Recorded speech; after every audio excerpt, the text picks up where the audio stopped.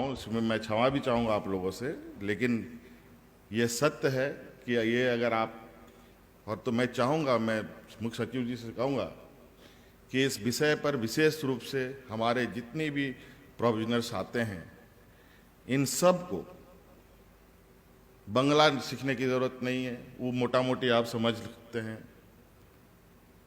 सादरी मोटा मोटी आप समझ सकते हैं, लेकिन कुछ लैंग्वेजेस ऐसे हैं जहां आपका पोस्टिंग हो सकता है, तो आपको उन लैंग्वेजों को जानना भी अनिवार्य होना चाहिए। मुझे तो अरुण सिंह जी शायद नहीं है, उन्होंने मुझे कभी बताया था कि हम लोगों को तो रीजनल लैंग्वेज के लिए ट्रेनिंग दी जाती थी,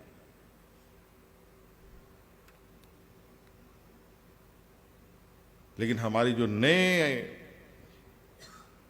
न्यू कमर्स हैं, फिर तो ये आंख बंद करके लाठी चलाने वाला जैसी स्थिति है।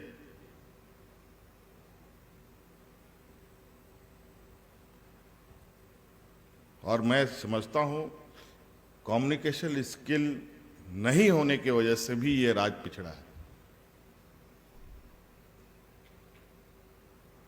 हमें सिर्फ गांव के लोगों को ट्रेन नहीं करना है, हमें भी खुद को ट्रेन करने की आवश्यकता है, तभी चीजों में एक सामंजस्य तालमेल बन सकता है।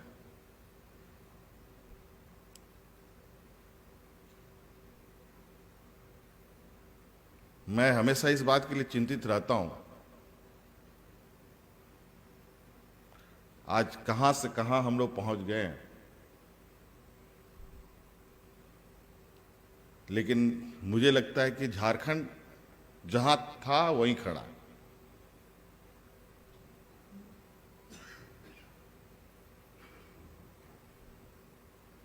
इनोवेटिव, क्रिएटिव,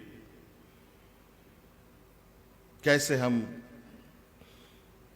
योजनाओं को सफलतापूर्वक लोगों तक पहुंचा पाएं।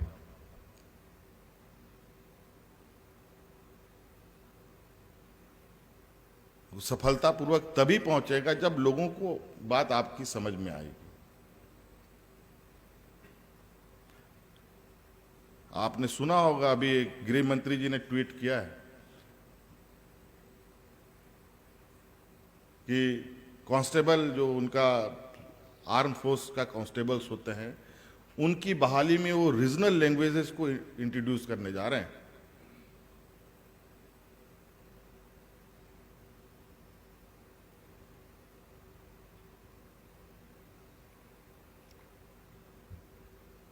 तो कहीं ना कहीं, और भाषा बहुत महत्वपूर्ण होता है बच्चों को या किसी को भी आगे बढ़ने में,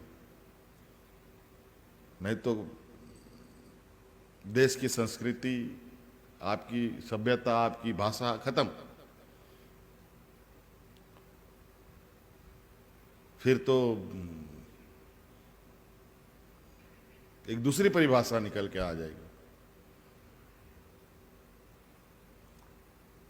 तो मेरा ये आग्रह होगा कि इस विषय पर आप लोग विशेष ध्यान दें, क्योंकि झारखंड का ज्योग्राफिकल कंडीशन ही टफ नहीं है, बल्कि यहाँ के लोग भी बहुत, लेकिन यहाँ के लोग भाषा से ही, भाषा में ही एक उलझन है, नहीं तो यहाँ के लोग इतने उलझे हुए लोग नहीं हैं। जैसे और अगल बगल राज्यों में जो लोग, जिन लोगों की मानसिकता है, उस मानसिकता का लोग यहाँ पर नहीं है। यहाँ के लोग कितने सरल और कितने सीधे हैं कि वो आप ग्रामीण क्षेत्र में जाने के बाद आपको खुद पता चलता होगा।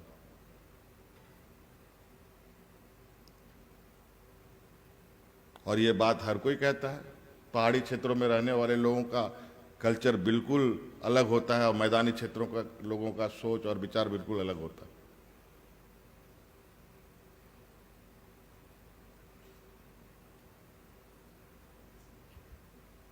तो इसलिए यहां हमें काम करने के लिए भी बहुत ज़्यादा कठिनाइयां नहीं हो सकती।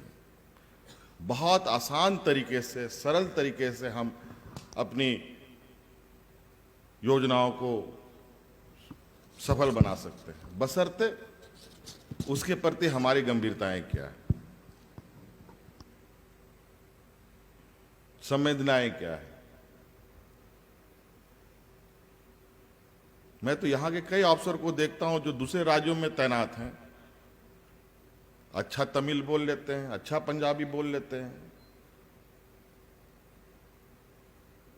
अच्छा कन्नड़ बोल लेते हैं, लेकिन यहां हमारे पदाधिकारी कोई मुंडारी हो संथाली नहीं बोल पाते।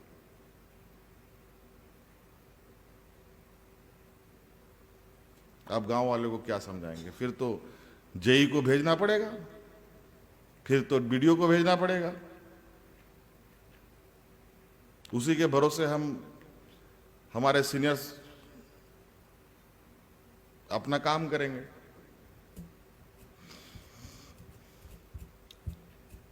तो इस विषय को हम लोग एक अपना ये माने। मैं कई बार इस विषय को लेकर मुख्य सचिव के साथ मैंने बातें की हैं इस संदर्भ। अब हम लोग चाहेंगे कि आज का ये शुभ दिन भी है और इस व्यवस्था को भी प्राथमिकता के साथ जोड़ा जाए, ताकि यहाँ के जो मूल निवासी हैं, जिनके जिम्मेवारी, जिनकी देखरेख की जिम्मेवारी, जिनको आगे बढ़ाने की जिम्मेवारी के लिए हम जिम्मेदार हैं, उस जिम्मेदारी को बेहतर ढंग से उतार पाए। नहीं तो यहाँ पर लोगों को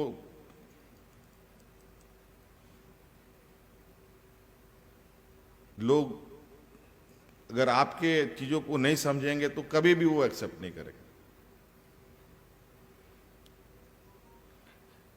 तो चलिए, आज के शुभ अवसर पर सब लोगों को बहुत बहुत शुभकामनाएं। आज ये पहला दिन है इस राज्य के लिए। उम्मीद करेंगे कि हर साल मने।